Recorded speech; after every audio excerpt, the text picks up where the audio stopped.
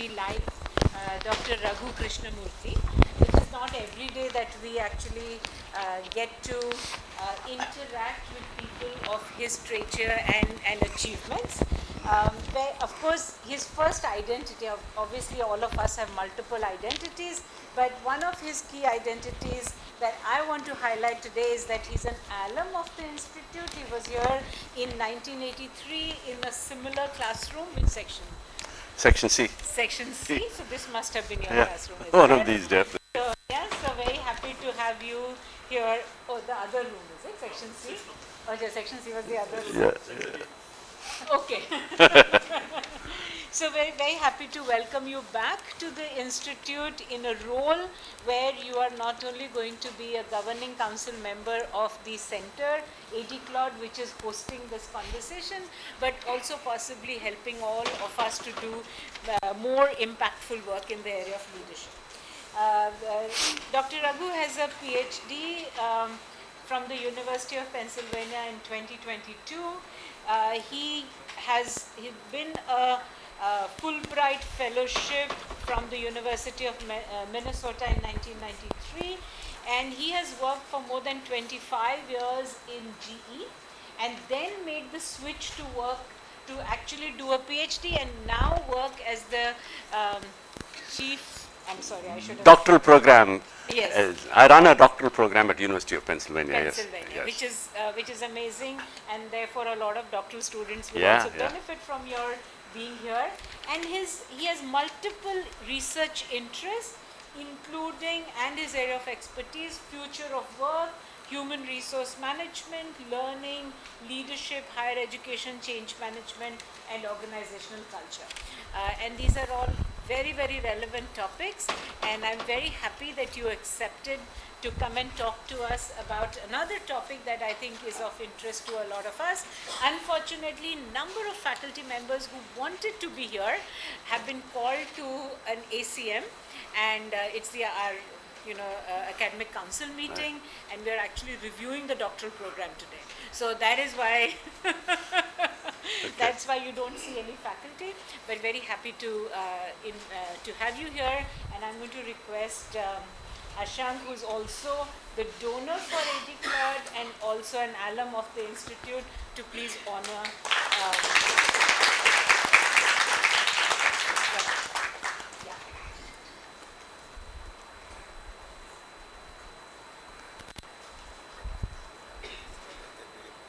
Yes.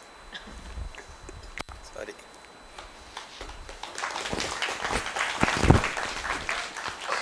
I haven't yet deserved the honor. Nevertheless, thank you very much. No, you deserve it. You deserve it. Yeah. Thank you. And this is a little IMA mug. Of for course. you. All right. Shall we get going? Yes. All right. Okay. Here. First of all, I'm glad that no faculty member is here, because coming on this side of the table, you feel always you're getting evaluated as a presenter. There's one, and there's two. There's a couple of you, right? And of course, I had him as one of my professors a long time ago. It's a pleasure to be here. And I see we have a very eclectic group of people who are people from the industry, people who are still students.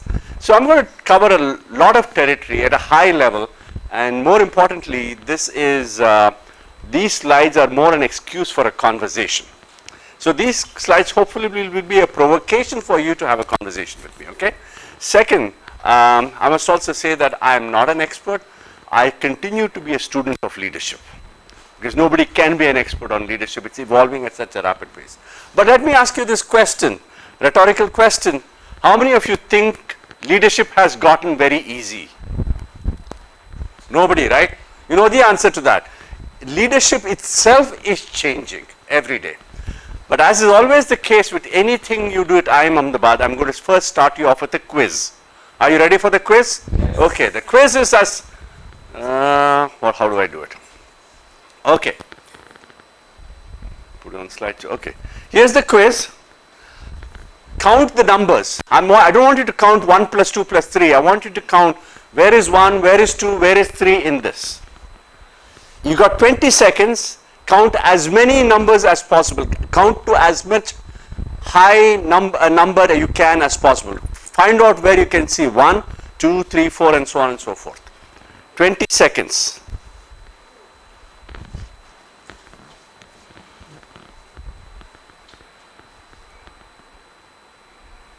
Ten seconds more.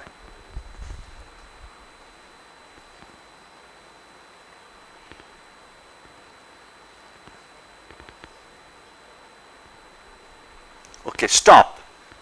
How many of you were able to count up to, say, from 1 to 25? Anybody? You've been able to count 1 to 25. Okay, very good. Up to 20, you can spot out. So one person up to 20. At least 15, 1 to 15, a few more. 1 to 10, a few more. 1 to 5, hopefully everybody. Right. 1, give me a chance. Give me some love here. 1. How are you able to count 1 to 25? Start locating the number Right. by the name. 11, then 12, like that. Okay. Okay. All right, good. So, but first of all, this is the world we are living today. It's confusing as hell. Right? It's chaotic. Do you agree with me? Right. Therefore, it's becoming very difficult for us to keep track of the world we live in. If I change this, and I'm going to ask you a second quiz question, see whether you can count. I'm going to give you 15 seconds. Now see how many you can count. Count again, 15 seconds. 1 to 50 or 54, whatever be the number.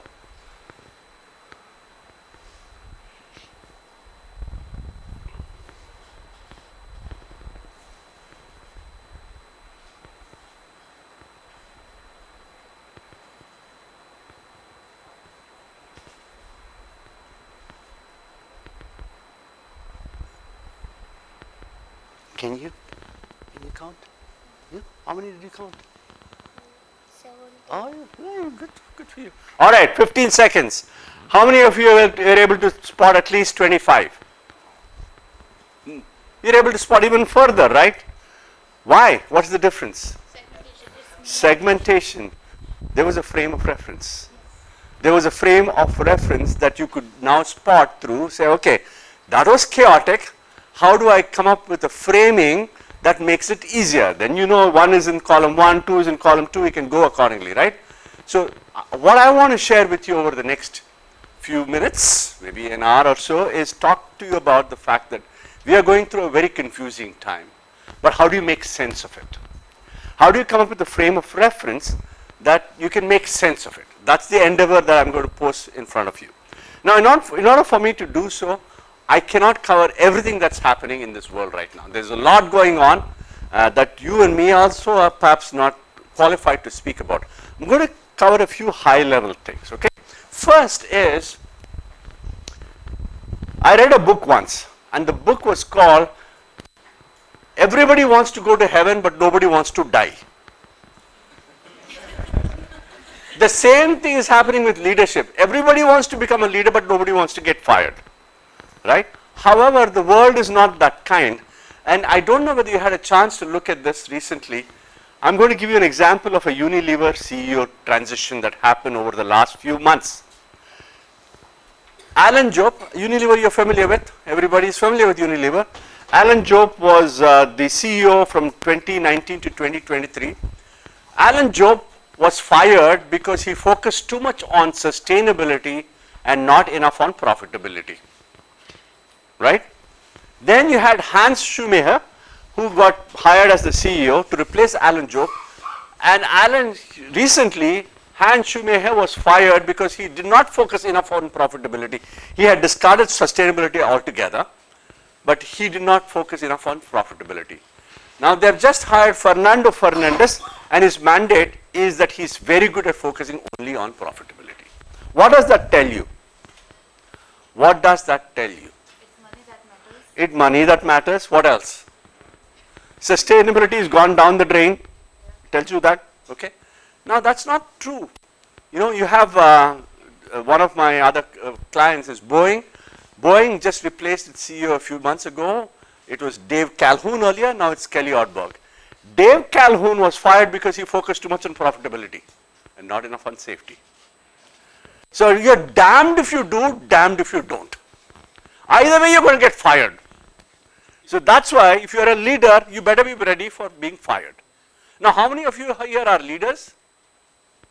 There you go. How many of you want to be leaders? Be ready. Be ready. It's not going to be easy. All right. What does that look like? Now, I just want to talk to you about if you CEO as the representative of leadership, right? Everybody is a leader. I know that. If you look at Fortune 50, the last 5 years of the Fortune 50, the biggest companies in the world, about 28 companies had at least one leadership change. But at least 22 companies have had at least 2 or more leadership changes. And the average tenure, 7.2 years to 5.8 years. Now that's happening in the Fortune 50 companies. Let me ask you this question. How about India? Do you think the numbers are better in India? Do you think the tenure of CEOs in India is better than the US? Is it better or worse?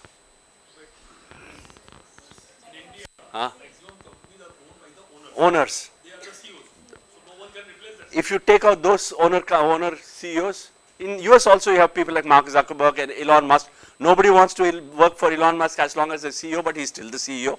But the point here is remove that category and look at pure professional CEOs. Would you say it's better or worse? Why do you say it's worse? There you go. Actually, according to Economic Times, the tenure of the CEOs in India is worse. So you are an endangered species. It's an occupational hazard to be a leader. And everybody wants to be a leader. We know that, right? So what does that look like? So what are things that are happening? Why are these people being fired? Because we are changing. This is not just an alphabet soup.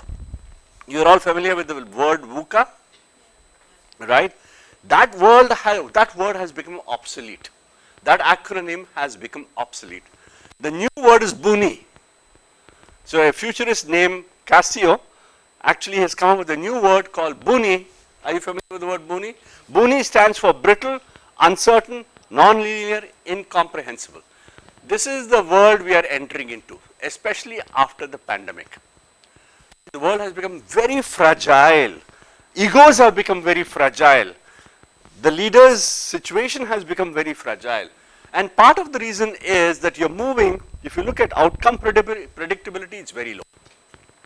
You don't know what's happening from one day to the other. If you are in the US right now, if you are in Canada, yesterday there was tariffs imposed, today it's taken off, tomorrow it's again back, and the day after tomorrow it's taken off again. You really don't know what is happening. And the environmental certainty is also really changing. If you look at it, we are moving from a complex context to a chaotic context. Complex is difficult enough. Now you are moving into an unknowable world. Not just difficult to know, but unknowable world. And that is what now people are starting to research. If you are interested in research, what does this world look like going forward? Now, what do you think are causing some of these? What do you think are causing some of these? Technology is a big one. What else? Paradigm shift of post-pandemic in what sense, Sonali? Acceleration in digital transformation. Yes, the digital transformation is a big one. What else is changing? HR and workplace frameworks are changing. What else? Organization, culture and hygiene is changing. Organization, culture, hygiene is definitely changing. What else is changing? Aspirations of people. Aspirations of people, yes, that's all part of the HR stuff. Expectation from people. Expectations from people, yes, also part of that. Geopolitics, 65% of the CEOs today think the biggest risk they have is geopolitics. And all that's changed in 6 weeks, right? So you got to keep in mind that we're going through some really significant paradigm, to use your word, shifts. The first shift is that the technology is outpacing business capacity. I was teaching a course on technology 2 weeks ago. In the same week, ChatGPT introduced ChatGPT Pro, Claude introduced 3.7, and one other Perplexity introduced something else. In the same week, what I started off was different from what I ended with. And I thought DeepSeek was phenomenal 2 months ago. There's something called Manus that has just come out from And these are open source. When ChatGPT priced their Pro for $20,000, DeepSeek is going to do it for free. So you got to see the fact that the technology loop has really swung. The businesses are catching up. In a way, today 86% of the CEOs have to have an AI strategy. Otherwise, the Wall Street or the stock exchange is going to punish them. If they don't have an AI strategy, the stock price falls. The other thing that you need to keep in mind is it's not just technology that's changing. Technology is changing us. And that's the shift that you have to be very conscious of. If you look at this part, you can see how it has gone. You know, you're familiar with Moore's law, right? Every 18 months, things double up. In fact, even Moore's law is now becoming obsolete. It's going at such a rapid pace. During our life expectancy, if you see, the life expectancy was 37, it's going to 90 plus. Many of you maybe about live up to 100. I am almost 90% of my way through heaven. And then if you look at paradigm shifts, you can see that that's also changing. So you are going to witness a lot more paradigm shifts than I am going to experience. Thank God, it's you, not me. And you have to grapple with this, all right? So that's the first thing that's changing. The second thing that is changing is workplace expectation. These are new words that have cropped up in the vocabulary since the pandemic. I love some of these, soft girl, co-creation leadership, total factor product. There are some I don't understand. Hush hybrids. Do you know what hush hybrids is? Anybody? Hush hybrids. Take a guess. Hush hybrid is when your policy in the organization forbids you to work from home, but your manager says wink wink. Hush hybrid, right? The other one, which is lazy girl job. You know what a lazy girl job is? I don't know why they attribute only that to girls. I think more men are lazy than women are. But the lazy girl job is you come in with your socks, with your pajamas, log on and forget about the work. Especially on a Monday morning. But I just wanted to show, these are rage applying. You are familiar with rage applying, right? So I want you to show this. The biggest change is what has happened to people. Yes, technology has changed. People have changed as well, especially after the pandemic. How many of you manage people here? Some of you do. Has it become easier or more difficult? It's difficult. I was leading, I was at IBM and I was location lead soon after pandemic for 2 years. Right. So 2022, my primary job was to get people back. Right. All these words, I think half of them I have Used or I have heard. been dealing with them 23 hours out of 24 hours, Right. including mail, to the level people turn up because IT offices are open 24/7. Right. They turn up 11:45 p.m. They swipe. They don't even bother to get in. Their wife and husband would come on a drive, would take a drive, swipe, then they chat. 12 o'clock, midnight, swipe for the other day. This is what I have witnessed, and we have generated data. We call it footfall data. So, Yeah. Wonderful. So now you understand why I became an academic. so top of that, when we connect our laptops to the IP, the network, Right, right. So people would come to walk into their pajamas. They won't carry the laptop, official laptop. right, right. Okay? That's sitting connected I to know. home Wi-Fi. Yes. But you are swiping. Yes. So look at that. I mean, my question is, how can you work? How can you get work done? Right? So no wonder you're also pursuing your PhD. It's difficult. Okay, so we'll get into more into this as well. But that's the second shift that's happening, right? With that in mind, so we have moved, my colleague from Duke, Tony O'Driscoll, talks about this as, we have moved it from a find it out era to a figure it out era, right? And if you're a researcher, this is very important, because in a find it out era, you had a playbook. You had something to fall back on. In a figure it out era, there is nothing. You don't have a precedence. One of the, if you're interested in leadership, one of the most important skills that you need to develop is not strategizing, it's not planning, it's sense making. How do you stay sane and how do you make sense of the world when it's changing so rapidly, right? And here are some very interesting theories. This is where you need to talk about some theories as well. If you look at adaptive leadership, the work that Heitzhoff and others had done, not much empirical work has been done on that. If you're interested in adaptive leadership, which is how do I change on the fly, what does that look like, you got to really keep in mind that you want to think through adaptively. How do you adapt yourself to changing circumstances? What does it mean for me? If you want to look at AI and the world that is changing, are you familiar with the TAM model, technology adaptation model? There's a very interesting piece of research that talks about the fact that when you're talking about cloud or when you're talking about digital literacy, people knew that were useful but did not necessarily value it. But in case of AI, the fact that there is ease of use makes it a lot more valuable. So how many of you here have adopted ChatGPT? Have you? You will tomorrow, okay? Make sure that you does ChatGPT is important. The point here is even a baby now has an AI bot. Earlier it used to be Facebook for a baby, now AI bot is there for a baby. So that's the way the world is changing. So I wanted to keep in mind that we are going through some real-time experimentation with ourselves. It is in this context we need to think about leadership. It is in this context we need to figure out what's happening to organizations. And I'm going to share with you some of the key shifts that organizations are experiencing and what it means for us, and then we'll have a discussion. Okay, first is how do you adapt? How do you then navigate your way through such a shift that is happening? It's called the surfing of the white water, white water rafting and whatnot. Especially if you're surfing in white water without a paddle, it's even more difficult. So it's like surfing on white water without a paddle. The first thing I want to talk about is organizations. What is changing in organizations? India has been a huge beneficiary of this.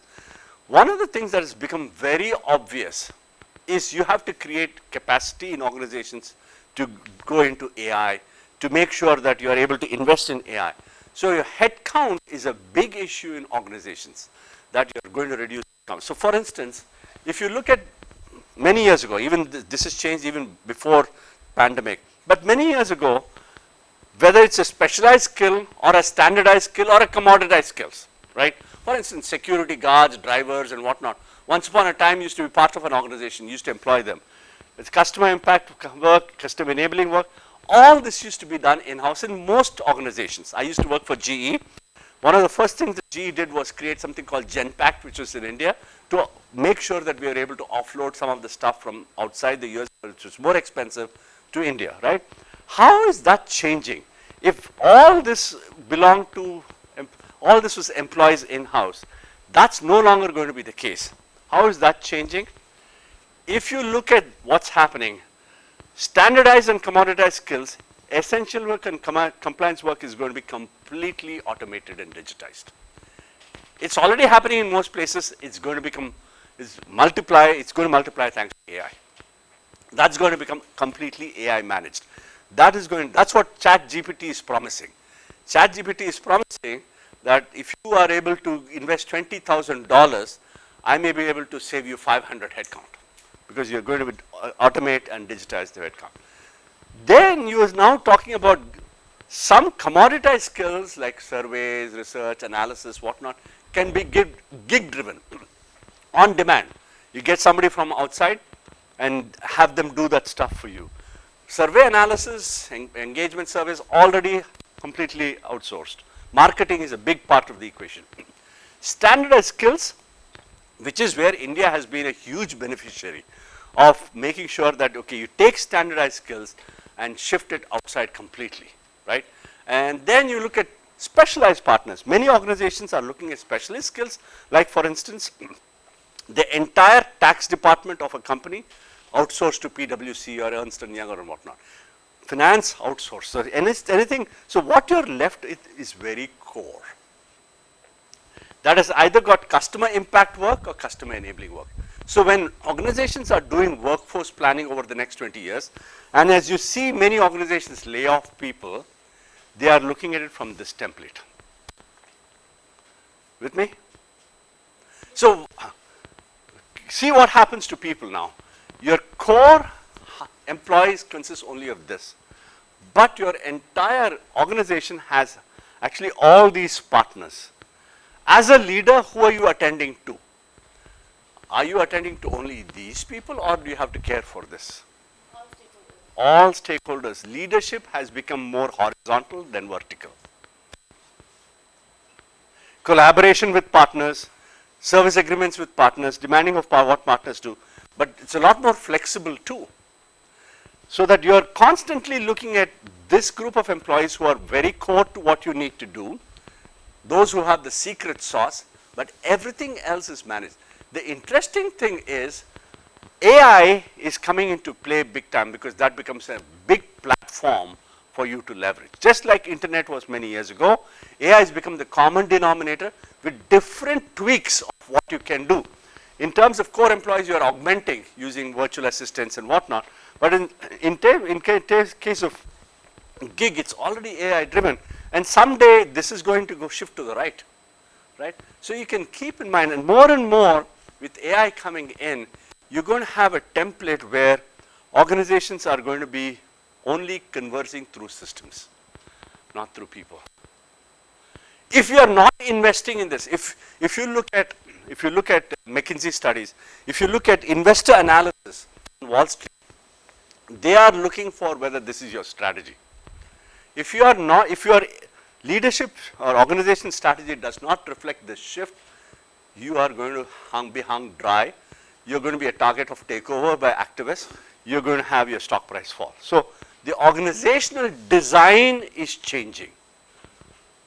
Do you see some of that? And Accenture would be the beneficiary of some of this stuff happening, right? So if you look at consulting companies like Accenture or EY or any of these companies, they have grown dramatically over the last few years. Thousands of people, many of them based in India, but primarily because of this. But you folks are also at risk. If this becomes more standardized, there's likely to be a shift here over a period of time. There you go. So you can see how labor or human resources is actually losing value to a technology. It's a productivity play. And then imagine the social dimensions of leadership. It's huge that we don't know. And right now the leaders don't care, because go back to the earlier point, short-termism has become very prevalent and nobody is thinking long-term. Right? If you're a leader, if you're not focused on profits, and you're not focused on making profits, but through redesigning your organization with this kind of a template, I'm not saying this is the ideal template, something like this, you are in trouble. Okay, if you disagree with me, argue. Okay. The second thing that's happening is, because of that, organizations are becoming networks. So the whole functional organization, the whole metric organization is an ecosystem that is dynamic, flexible, interacts, collaborative with each other in a manner that produces what the customer wants. So it's very interesting to see organizations like Microsoft or any of these that are starting to take the shape of a network. In a network organization, leadership is distributed. That means there is no one central figure who commands all the answers. Leadership is distributed to many people, and everybody is a mini leader. You with me? So that means that the cultivation of those leadership competencies has to be flowing down the organization. You have to be adaptive at every level. You have to be authentic at every level. So you got to keep in mind that adaptive leadership becomes very critical. With me so far? All right. Now here is the other next conversation. In a large ecosystem, it's culture, not structure, that drives the organization. How do you define culture? How do you define culture? Workplace environment, okay. Value systems, say more.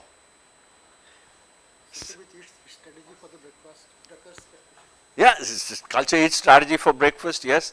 But culture eats, I was talking to somebody, culture eats structure for lunch. Yes. Correct. So culture as a vehicle for organizational dynamics is an underrated, and Peter Singer actually spoke about this many, many years ago. If you look at open systems theory, again, if you're interested in research, the work that's done by Mary Ul Bean is huge there. If you look at the work that's